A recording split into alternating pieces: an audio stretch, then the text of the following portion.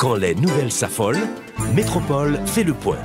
Le point tous les matins, simultanément sur Radio et Télémétropole.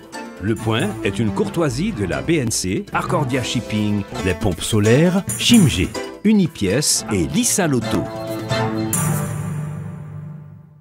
Madame, Monsieur, bonjour. Bienvenue à la rubrique Le Point de Radio et Télémétropole. Aujourd'hui, c'est vendredi 26 janvier 2024. Merci de nous suivre. À cette rubrique, aujourd'hui, on va encore une fois parler de la corruption. Comme on sait, quand ça va mal dans un pays, souvent on pense aux étudiants, aux universitaires. Et là, ce matin, avec ce sujet qui est d'actualité, nous pensons pouvoir miser sur la réflexion et les analyses des jeunes. Avec nous sur le plateau de la rubrique Le Point de ce matin, 3 étudiants. Christelle Monfiston, qui est coordonnatrice à la chaire de gouvernance de l'AFPEC, l'Académie de formation et de perfectionnement des cadres, et qui est responsable du Forum anticorruption. Bendy Lilith, de son côté, est responsable du concours de mémoire sur la lutte contre la corruption, et Géralda Medna, participante au concours de mémoire sur la lutte contre la corruption. Le sujet du jour, lutte contre la corruption, implication des jeunes, comment et pourquoi. Voilà de quoi donc il s'agit ce matin à la rubrique. Le temps d'introduire mes invités. Christelle Monfiston, bonjour et bienvenue à Métropole.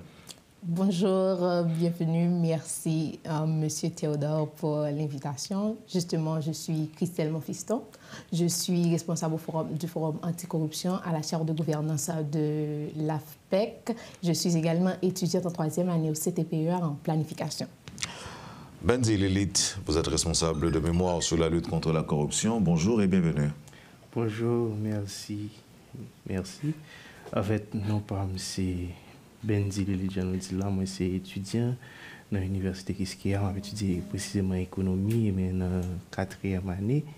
Moi c'est également responsable concours mémoire qu'a fait sur la lutte contre la corruption dans l'AFPEC. Géralda Medna, bonjour.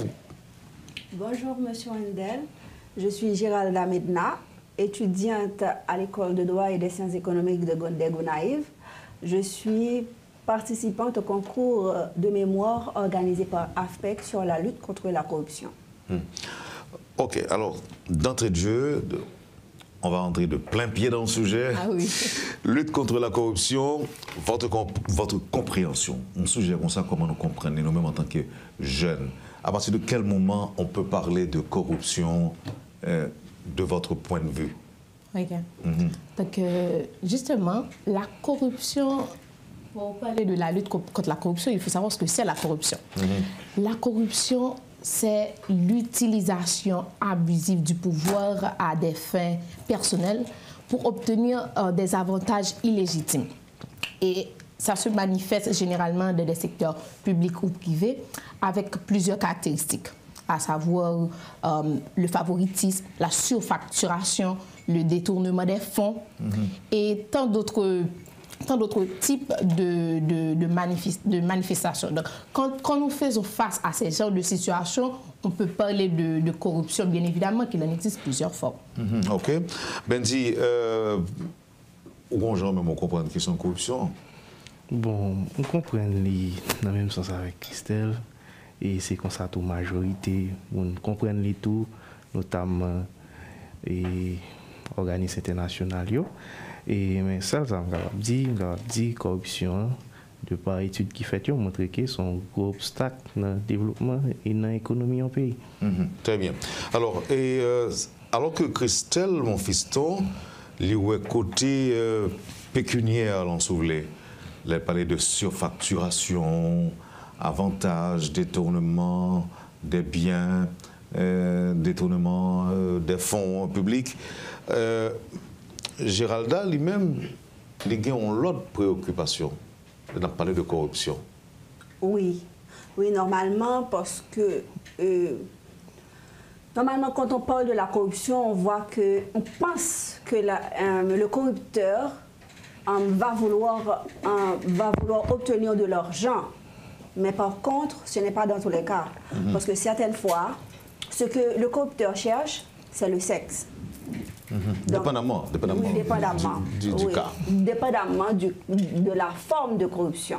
Parce que c'est pour cela qu'il y a plusieurs formes, mais dans toutes les autres formes de corruption, on voit de l'argent. C'est la personne qui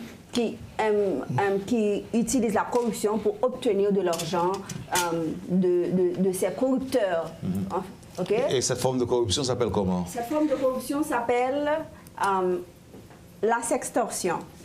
La sextorsion. Vous avez dit sextorsion. La sextorsion. Donc dans la sextorsion, on voit sexe. Extorsion. Extorsion. Sextorsion. Voilà. Ou bien on peut l'appeler également extorsion sexuelle. Bien sûr que c'est nouveau. Bon, extorsion sexuelle, tout le monde est d'accord, ça se comprend.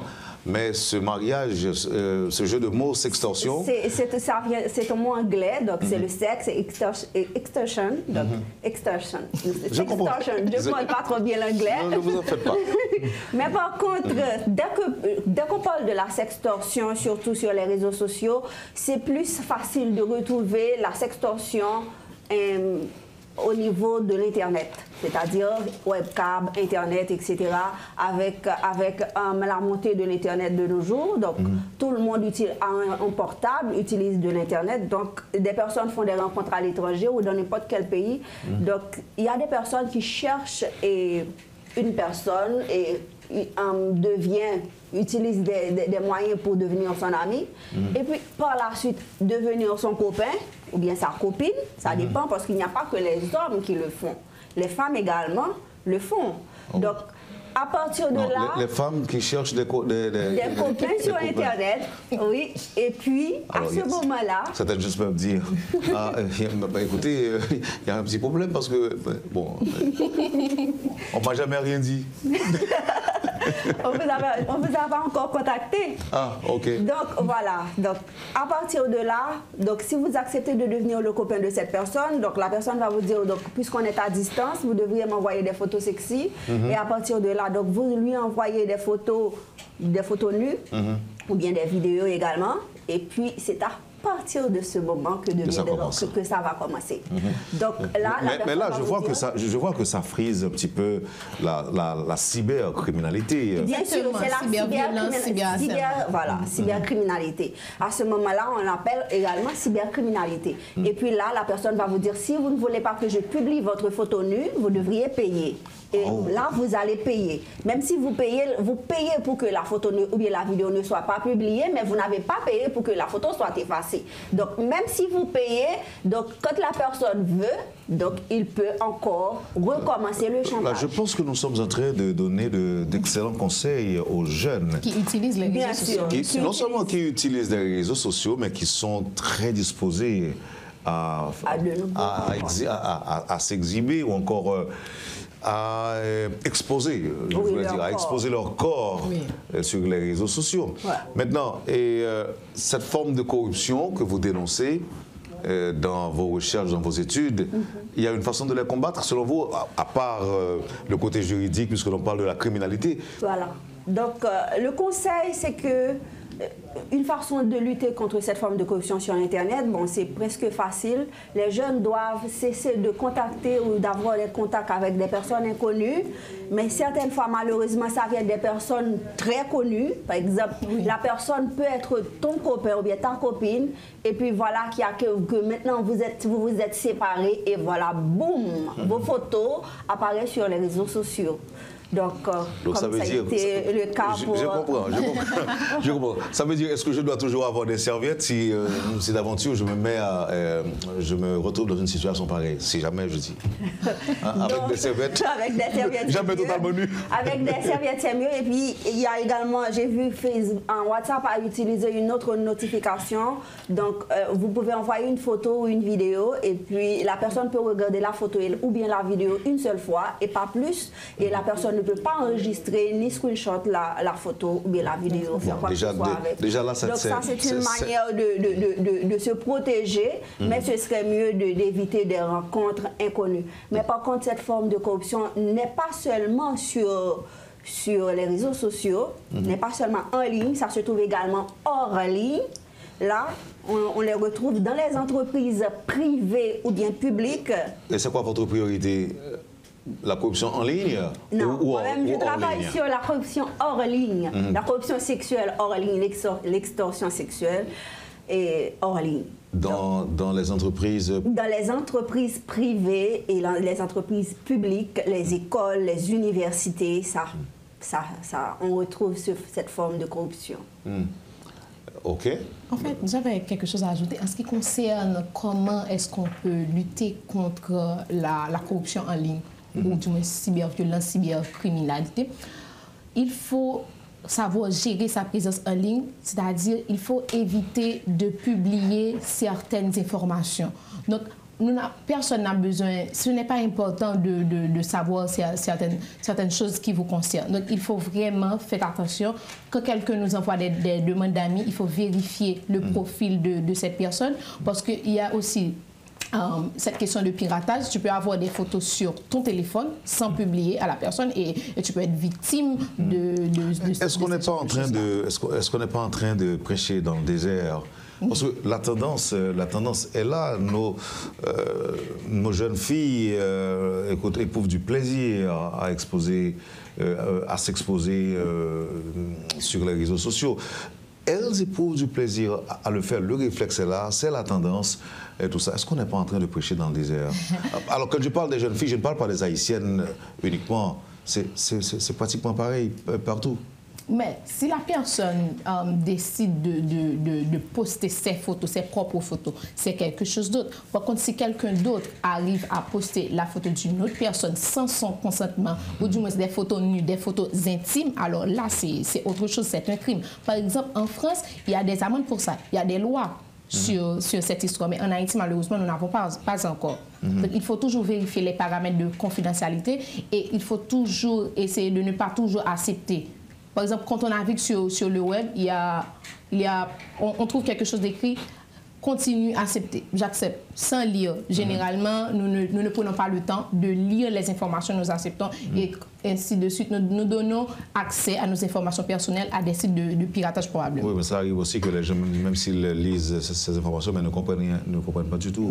Il y a des gens qui ne savent pas du tout lire et qui détiennent un téléphone intelligent. Maintenant, voyons avec Benzi. Benzi, c'est comme si vous n'êtes pas concerné par ce qui se dit là maintenant. Ouais, ça va gâter. Ah non, t'as écouté. En fait, c'est qu'il y a un point qui gagne, c'est que c'est premièrement mon lui-même qui expose à risque là de supposer une attitude personnelle face à ça. Par exemple, nous se dit là, mettez serviette, mais il y a l'autre cas tout, visage là, pas obligé de paraître, vous comprenez? Et puis ça c'est un point, mais deuxième point, c'est que c'est surtout moun yo partager photo avec là qui malveillant, parce qu'en principe, ou pas doit violer intimité, moun pas doit violer vie privée, moun ou doit kembe ça. Mais en même temps tout, nous d'accord que moun yo supposé prudent. Avec téléphone, tout ça qui est information. Derrière téléphone, presque toute information personnelle ou concentrée là-dedans. Que ce soit comme si photo intime, mais tout, et information qui relie peut-être à compte bancaire ou à tout ensemble de réseaux sociaux, notamment Gmail. Ça, ce sont des failles. Mais là, toujours dans mon téléphone, sous prétexte qu'on fait confiance. C'est risqué. C'est risqué. Il y a un auditeur qui dit que même vidéo qu'on a gardé une fois, les gains danger là-dedans. Si on a le téléphone ou vous filmez, on regarde là. C'est justement ça. Oui, voilà, c'est vrai. C'est justement. C'est vrai. Le mieux, c'est de ne pas faire du tout. Maintenant, il y a deux problèmes. Longtemps, il y a qu'on a des jeunes, des hommes, par exemple, qui arrivent à convaincre qu'une jeune femme pour le voyer photo le bali. Et puis maintenant, il peut faire chantage jusqu'à ce que Jean se dise tout à l'heure. Oui. Et sous pas accepter, m'a publié. Voilà. Ou bien si ou pas voyer l'argent bon moins, et m'a publié lui. Donc je me dis on ne pas publier même que mes photos. Mais il y a n'importe quel moment les font bagarre et puis vous relancer. Mais il y a aussi un autre aspect. Ce sont les hommes qui sont victimes de cela aussi. Oui, ça existe. Des hommes.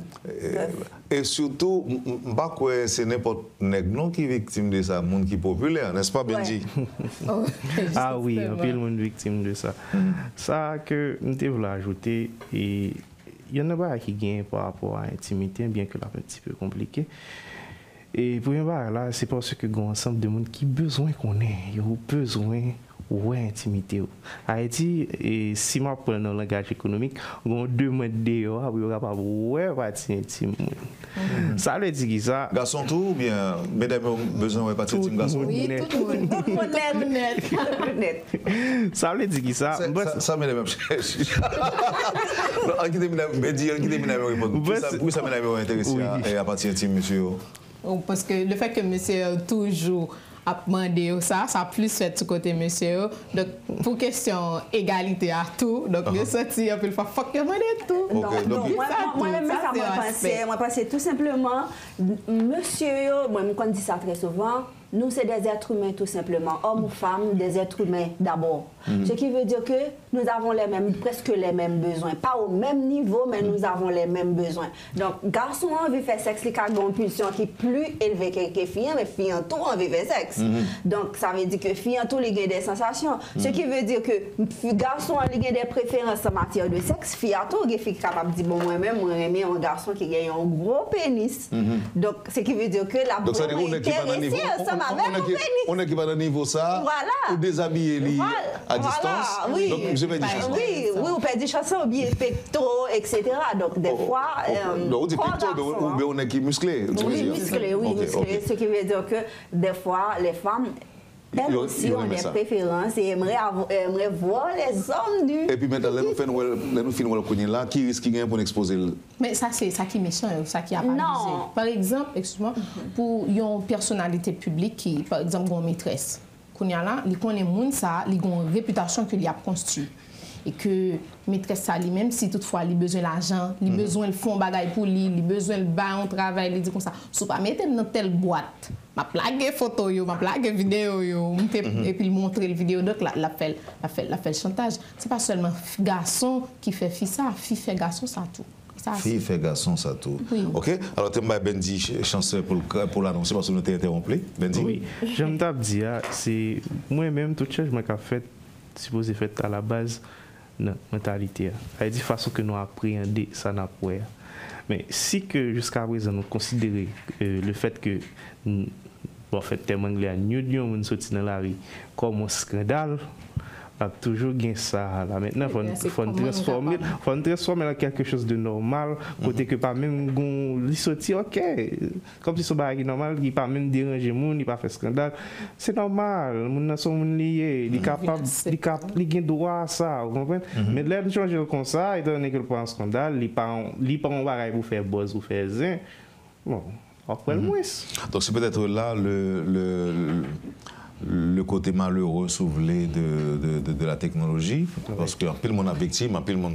Alors, nous sommes obligés de prendre pile précaution pour émission, ne pas mettre, parce que tout à l'heure, nous parlons de question sexe, seulement, une petite parenthèse sexuelle là, que nous ouvrons dans l'émission, ça, pour t'oublier la question corruption. Oui. Alors, parce que c'est toujours la corruption. C'est ça. Parce que là, on a précisé, chaque monde qui retrouve nos situations d'influence, si vous voulez, en position d'influence par rapport à un tel monde, et qu'on sortit pour exploiter naïveté, nous-mêmes, qui a fait études sur question, nous relève ça corruption. Voilà, oui, bien sûr. C'est la corruption. Alors que là, et j'en dis là, exemple où se prend là-haut, ce n'est pas une question de l'argent. C'est une question d'exploitation sexuelle qui d'ailleurs est punie par la loi. Non. La corruption, normalement, il y a plusieurs formes de corruption. Il y a le favoritisme, il y a l'enrichissement illicite, il y a le fraude, et puis délit d'initié, etc. Donc, ces formes de corruption sont punies par la loi. Le code pénal, il y a la loi sur la fonction publique parce qu'il faut protéger les fonctionnaires. Oui, il faut protéger les fonctionnaires parce qu'on sait très bien que dans la fonction publique haïtienne, nous avons, c'est le demeure de la corruption. Donc, mais par contre, la sextorsion dans la fonction publique n'est pas punie du tout. D'ailleurs, c'est même pas mentionné. Pas encore, oui. Pas encore, mais jusqu'à présent, c'est pas puni. Donc, pas encore, mais c'est pas puni parce que la loi n'est pas rétroactive. C'est ça. D'accord que sextorsion, pas puni, j'en ai dit là, mais harcèlement.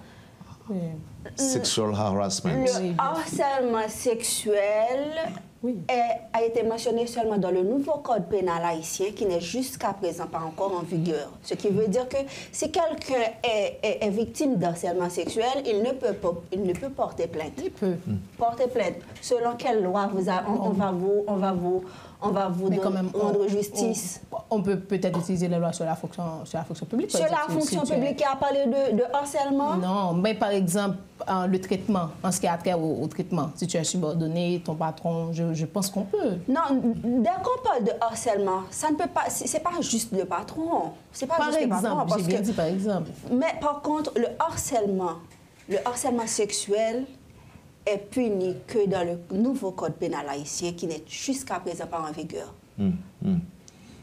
Et maintenant, que faire? Puisque là, c'est l'objectif de l'émission de ce matin. Lutter contre la corruption. Si ce que vous dites là, et Madame Medna, si ce que vous dites là est vrai, et que le harcèlement ne figure que dans le nouveau code pénal, et qui n'est pas en vigueur jusque-là, oui, parce que faire maintenant Donc c'est un pas quand même, parce que c'est dans le nouveau code pénal, c'est déjà là, c'est déjà écrit, mais c'est juste pas encore en vigueur. Donc il y a des progrès, il y a des progrès, mais par contre, la sextorsion est une forme d'harcèlement sexuel, oui. Mais par contre, la différence c'est qu'au niveau du harcèlement sexuel, on peut avoir... Un subordonné peut harceler un subordonné. Vous voyez? Donc, ce qui veut dire que une personne, en fait, deux personnes de même niveau, l'un peut harceler l'autre. Vous comprenez? Mais pour le sextorsion dans la fonction publique, il faut que ce soit le supérieur qui abuse de son pouvoir pour obtenir des rapports sexuels de son subordonné.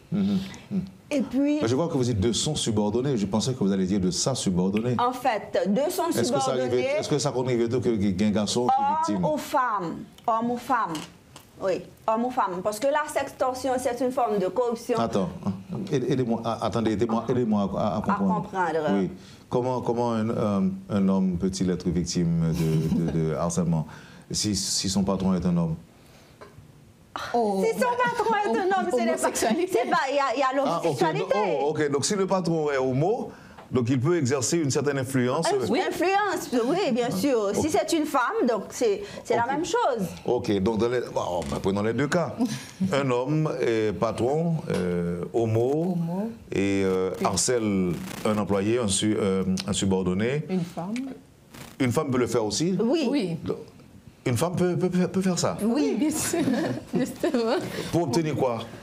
Qu'elle sorte avec l'homme? Le sexe. Satisfaction personnelle. C'est toujours le sexe. Et en réaction, qu'est-ce que cette femme-là peut promettre, proposer? La personne est votre supérieur. OK? Et puis la personne vous dit, bon, monsieur Mandel, si vous voulez obtenir une promotion, vous allez sortir avec moi. Donc vous allez sortir avec moi. Et la personne qui me fait cette promesse-là peut être ma grand-mère. Ça peut arriver. Et que faire maintenant? Donc si vous voulez le travail, si vous voulez la promotion, ça dépend de vous. Donc vous allez céder ou pas. Mais c'est toujours à vous de décider. Mais maintenant, est-ce que je peux... Oui, je peux refuser. Oui. Mais si ça continue, est-ce que je peux porter plainte? Oui, tu peux porter plainte. Oui. Par exemple, je vais au tribunal pour dire que ma patronne... Voilà. C'est ça le problème quand c'est une patronne. C'est ça le problème. Avec vous, avec les mecs, il y a cette histoire où on dit c'est marozoyer, femme nan Raymond, ou a fait style, ou passer sous passer là. Donc pour ça, il n'y a pas de protéger. Il y a gros souliers. Donc il y a ça aussi à ce côté. Donc ça veut faire que il restreint. Mais par contre, les filles, ils sont les plus victimes, les plus vulnérables. Bon, de par principe et valeur que vous êtes capable de doit fixer tête, ou prendre une position pour faire, pour prendre face ensemble avec la situation. Ça qui passe, c'est que la société noire, les lever nous en façon, femmes, garçons de façon différente. Ce qui veut dire que garçons, les lever depuis le tout petit, on dit c'est garçon. Donc, on supposé fort, ou pas supposé crier, ou pas supposé pleurnicher. Donc, et comme si yo entraîne dans des caractéristiques, bon, pour moi-même, Bon, moi, dès qu'on dit, soit petit de la cuisine. Voilà. Mais dès qu'on dit ça. Voilà. Ce qui fait que malheureusement, moi, je ne peux pas faire manger jusqu'à aujourd'hui. Voilà, parce que tu as empêché mal la cuisine. Voilà. Et puis pour petit fille lui-même, il dit comme ça que, bon, lui-même, il est sensible. Bon, petit fille a plus grand par ça, il faut supporter cette fille. Donc, vous voyez, la question faible et fort, c'est ça le problème au niveau de la sextorsion. Parce que l'homme, en tant qu'être fort, entre guillemets. Par la société. Oui, parce qu'on dit que c'est blague, c'est l'histoire de ces hommes qui font là. Voilà. Non seulement que femmes qui font tout, et puis on dit que la force ne se résume pas dans sous le côté physique, monsieur. On l'autre bagarre encore parce que c'est comme si mon vidéo, c'est pas ce que le peuple veut, Dieu le veut, c'est comme ce que femme veut. Oui. Tout le monde le veut. On continue pause et après. OK. Vous suivez, madame, monsieur, la rubrique Le Point de Radio et Télémétropole. Nos invités sont Christelle Monfiston, Bendy Lilith, Géralda Medna. Nous parlons de la corruption et lutte contre la corruption, implication des jeunes, comment et pourquoi. Et puis, avec ce terme-là qu'on est en train de débattre, je parlais de la sextorsion, un sujet très cher à cette participante au concours de mémoire sur la lutte contre la corruption, Géralda Medna. Ce sont donc les invités de la rubrique Le Point de ce matin. Le temps d'observer la pause et à tout à l'heure. Le Point est une courtoisie de la BNC, Arcordia Shipping, les pompes solaires, Chimgé, Unipièce et Lissa Loto.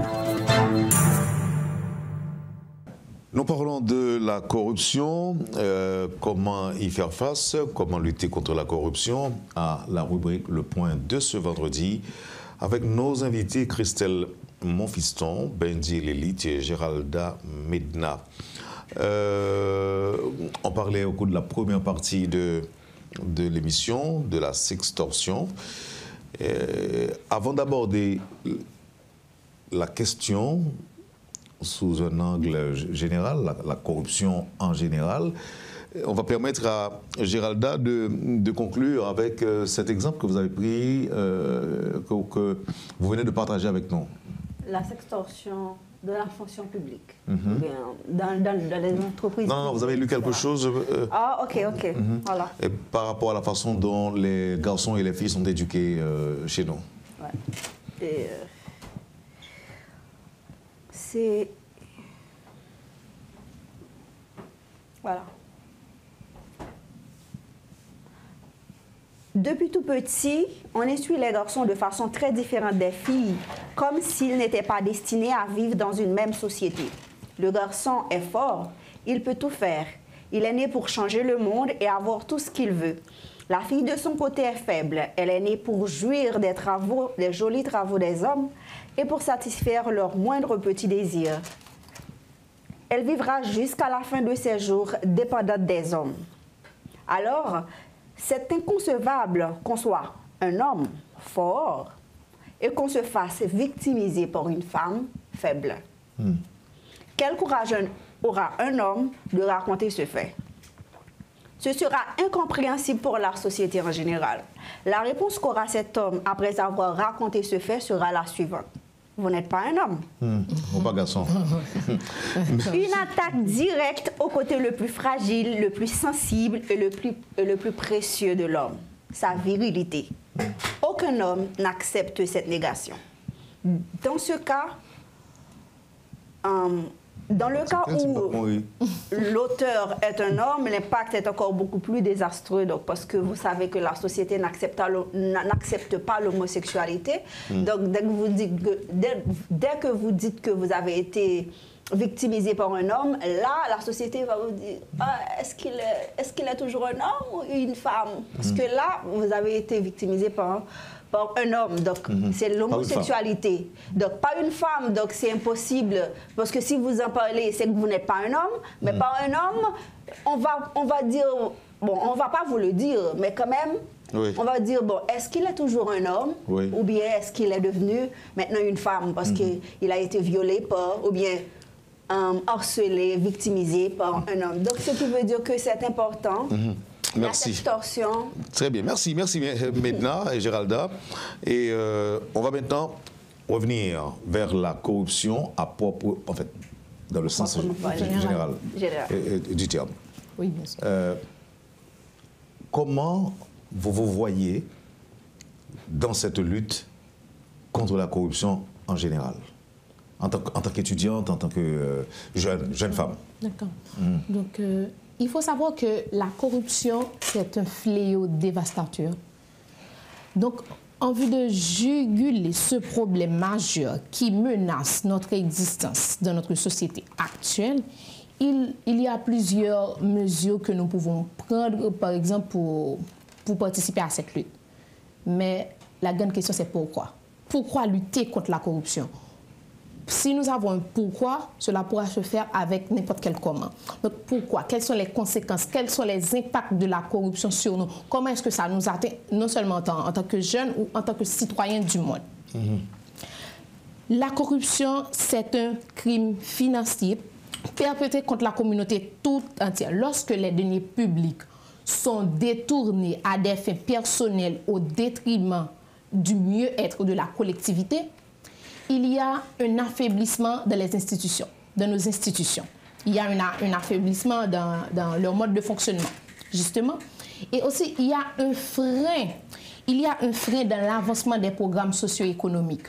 Parce que lorsqu'il y a une sorte de subvention, par exemple, pour aider les enfants des rues, et que ce fonds est détourné à d'autres fins, par les propriétaires ou les responsables de ce genre de programme, alors la situation reste telle qu'elle et ça ne change pas. Alors il y a un frein dans l'avancement socio-économique. Et il y a aussi l'état de droit, justement, qui se trouve ébranlé. C'est ce qui provoque, ou du moins ce qui favorise l'impunité de la violation des droits humains. Alors face à toutes ces raisons-là, nous, en tant que jeunes, en tant que citoyens, nous avons une responsabilité. Que pouvons-nous faire? Parce que lorsque les droits humains sont violés, nous sommes menacés. Nous ne pouvons pas agir pleinement de nos droits. Alors, il y a des principes. D'abord, c'est la participation civique. C'est clé parce qu'il faut essayer de toucher le problème à la base. C'est-à-dire susciter chez nos concitoyens un attachement patriotique afin qu'ils puissent prendre conscience de ce qu'est ce phénomène et qu'ils ont la responsabilité de participer activement à cette lutte pour cette cause commune. Et il y a l'éducation et la sensibilisation. Nous pouvons par exemple utiliser l'éducation et la sensibilisation genre dans notre communauté. On peut utiliser notre communauté à travers des formations, par exemple, sur les effets néfastes de la corruption. Parce que si on n'en connaît, mais tout ça est capable de causer, mais tout ça fait n'est pas bon pour lui, l'absenti, bon, c'est pas bon pour moi, mais ça fait pas bon pour tout le monde, mais qui tord opposant. Parce que il y a des gens qui corrompus, peut-être que pas même conscient que corrompu, c'est fourré, il a tout levé là-dedans, donc il y a ça aussi. Et ensuite, il peut y avoir, j'ai parlé de l'éducation et la sensibilisation, la participation civique, et ensuite l'utilisation de la technologie. Genre, la technologie, avec les nouvelles technologies de l'information et de la communication, ce sont des outils qui peuvent vraiment nous permettre de lutter contre la corruption. Comment, par exemple, il peut y avoir la création des plateformes ou des médias sociaux, justement, pour signaler des cas de corruption.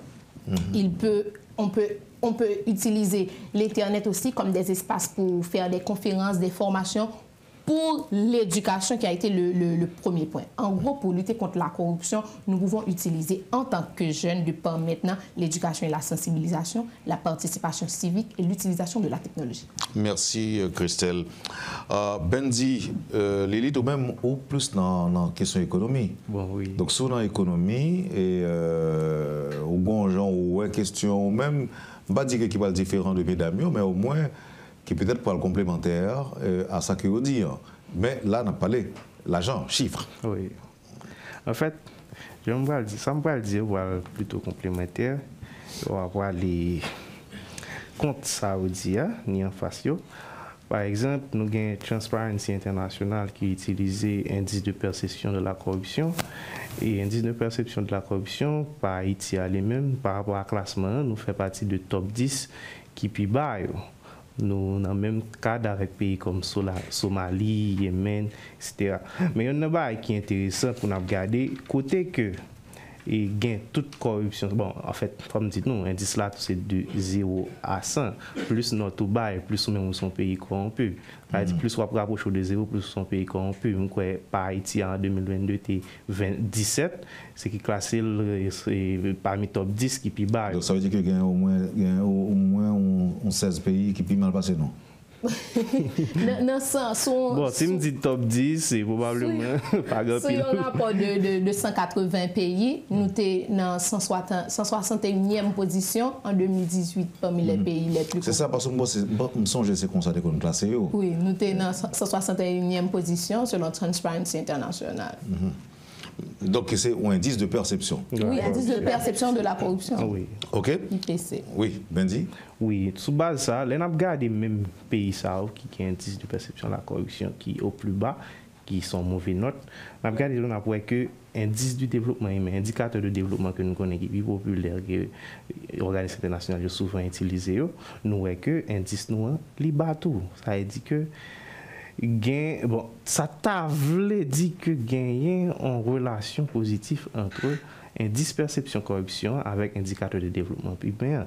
Et non seulement indicateur de développement humain, nous tout liés ensemble, gagner ça relève revenu nous, c'est-à-dire richesse nationale là lui-même, qui est encore faible. Côté indice de perception de la corruption très élevé, parce que nous prenons nos catégories côté nous avons des pays comme Somalie, comme Yémen, et actuellement la Venezuela descend red là à cause d'instabilité politique. On voit le tout, et c'est l'indice de perception de la corruption, il perd près de 40 places de 2015 à actuellement, il était 78e, mais on a les 120e. Okay? Et bon, c'est à cause, notamment, normalement, l'indice perception corruption lui-même, il a une caractéristique côté que il prend en compte gouvernance avec droit tout, okay? Que ce soit droit économique, c'est-à-dire le climat des affaires. Okay? Il prend en sens ça, tout son indice composité, il y a plusieurs éléments là-dedans qui caractérisent. L'autre bas et tout, j'aime dit nous, c'est que nous gardons tout le même pays ça, côté IPCA ou bien indice perception de la corruption lui-même faible, ou revenu faible tout. Mais revenu faible tout, dans un pays côté qui a un revenu faible, si on n'a pas regardé les statistiques, c'est là tout, inégalité à plus criante. Et qui dit inégalité plus criante, Jean-Karl Marx a dit là, il va déboucher sur ça, soulèvement. Depuis commencer un soulèvement, nous commençons nous tout rapprocher nous de ça, instabilité politique, parce que il y a un paquet de monde qui est en colère, il y a un service de base. Donc, c'est ça que nous gagnons. Impact direct sur la vie. Voilà. Donc, il y a une question qu'on va poser, c'est qui est-ce qui implique l'autre? Est-ce que c'est corruption qui implique pauvreté ou encore faible niveau de revenu nous pour nous plus gentils parce que le développement lui-même qui est complexe, il y a plusieurs dimensions. Nous va arrêter là, nous va prendre un seul bord. Est-ce que c'est corruption qui implique elle ou bien est-ce que c'est pauvreté qui implique ou bien faible revenu qui implique corruption? Mais nous voyons que son service lié. Un service côté que yon a pas alimenté l'autre. Est-ce que au moins malgré au fait état de classement Transparency International, est-ce que à la lumière de ce qu'a fait en Haïti aujourd'hui, est-ce qu'on a dit qu'il y a des progrès dans la lutte contre la corruption en Haïti? Bon, ça va dépendre par rapport à qui à nous. Parce qu'il n'y a pas de institution de lutte, même qu'on y avait une institution de lutte. Même, mais après ça, c'est toujours le même problème. Il n'y a vraiment un progrès, pas un progrès. Pour ça, qui vient entrer avec niveau dans la question corruption en Haïti, il n'y a pas d'avancement. Mais pas d'avancement, comment on est capable de ça par rapport avec le niveau de corruption qui gagne dans le pays. Donc c'est ça, parce que selon le rapport, selon ça, Transparency International, comme chiffre, pour toujours nous en bas net, c'est descendre. Même si il y a des pays, même genre l'élite sont abordées, tant que Venezuela qui vient 168e, comme si on constate nous avons une position, l'autre année là, nous avons l'autre position, nous en bas net. Mais nous toujours dans le top. Nous ne pouvons pas faire top, non. C'est difficile un peu pour parler. Bon, depuis beaucoup de gens pas dans le top. Nous beaucoup j'aime pas dans le top. Et Jean l'élite avancée là, elle dit IPC marche en pile ensemble avec IDH, indice perception corruption, ou comme si nous t'a dit, il est presque proportionnel ensemble avec indice développement humain, c'est-à-dire cas de corruption plus dans le pays pauvre en pile. C'est parce que l'agent taxio a fait l'autre chemin, a fait autre cochu. Donc on t'a parlé tout à l'heure de questions sociales qui est un petit peu négligée, parce que pas suffisamment de corps pour investir dans le social, ou bien si y a un corps faire l'autre route, l'autre chemin cochu. Maintenant, lutter contre la corruption, c'est un défi majeur. Comment, demandez-nous, est-ce que nous croyons qu'il y a une possibilité pour, c'est pas seulement pour lutter, non, mais pour réduire, sauver la corruption dans le pays de Haïti? Oui, moi je pense ça. Mais moi je pense que surtout les supposés faits ensemble avec jeunes. Parce que nous connaissons que nous vivons dans un pays déjà qui est corrompu, ce qui veut dire que tout le monde qui passe déjà, il y a comme si son virus, tout est contaminé. Donc, c'est ensemble avec jeunes, les gens qui viennent pour commencer une forme d'éducation. Dans l'école surtout. Comme parce que les Haïtiens, depuis le tout petit dans l'école, ils ne pas montrer le même pays. Donc, ils connaissent que le travail, ce n'est pas pour le pays, mais le travail est comme si contre le pays déjà. Oui.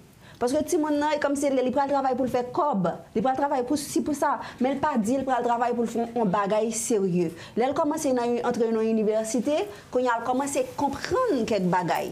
Quand il a dit tête les bon, moi je voulais faire un changement parce que dans la réalité dans la vie sociale là, il a regardé les pour entrer dans un travail qui va l'exigence yo fait, il pas veut quitter l'entrée, facile, qui va l'exigence yo fait quand il a commencé à comprendre que il est supposé commencer avec une lutte. Et corruption, elle est dans tout niveau. Genre que Mme Christelle Dedil, elle est dans tout niveau, elle est affectée dans tout côté, dans l'université, l'hôpital. Donc, nous avons des problèmes à l'hôpital, c'est à cause de corruption. Nous avons des problèmes à l'école, si quelqu'un qui toujours pas à l'école, c'est corruption. Si nous avons des gens dans la rue, toujours c'est corruption. Et si nous-mêmes gagnons un peu de monde ensemble avec Zamzayo, mes amis, c'est toujours corruption. Donc, corruption, elle est affectée à tout niveau, elle violer les droits de monde, elle empêcher nous vivre, et puis voilà le résultat. Donc, il faut changer le système, et pour cela, il faut commencer par l'éducation, par la sensibilisation, aider les jeunes à comprendre ce que c'est la corruption, à impliquer dans la lutte contre la corruption, à comprendre et à débuter cette lutte afin d'avoir des résultats. Christelle? Justement, oui, c'est possible en Haïti pour nous lutter contre la corruption. Les capables difficiles, c'est pas seulement en Haïti qui gagne corruption, il y a pile pays qui gagne corruption, même si le pays est développé, il gagne corruption, sauf qu'il n'est pas fait à même niveau que les fait la CAINO en Haïti.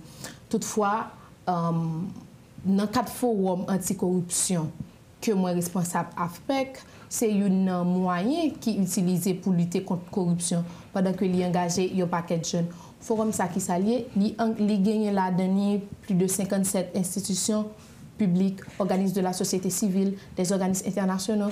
Là, vous prenez toute institution, vous prenez, vous fourrez au nom de bagaille comme ça, et pour proposer un canevas pour dire identifier 10 problèmes et puis proposer 10 solutions qui lient ensemble avec chaque problème ça yo contre corruption. C'est un travail, même si li te ka la ou te ka konnen yo, mais que ou pousser au fait. Donc là, c'est un moyen que vous contribuez.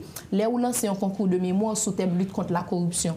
Et puis, vous offrez étudiants ça un paquet, un ensemble de facilités, ou bah des espaces de travail, ou bah des documents de travail, par exemple, ou bah des conférences, ou bah des formations, des ateliers de méthodologie. Côté que là, qu'on y a là, ou dit tout, ou après ou pour essayer de motiver les étudiants jeunes pour réfléchir sur la question de lutte contre la corruption.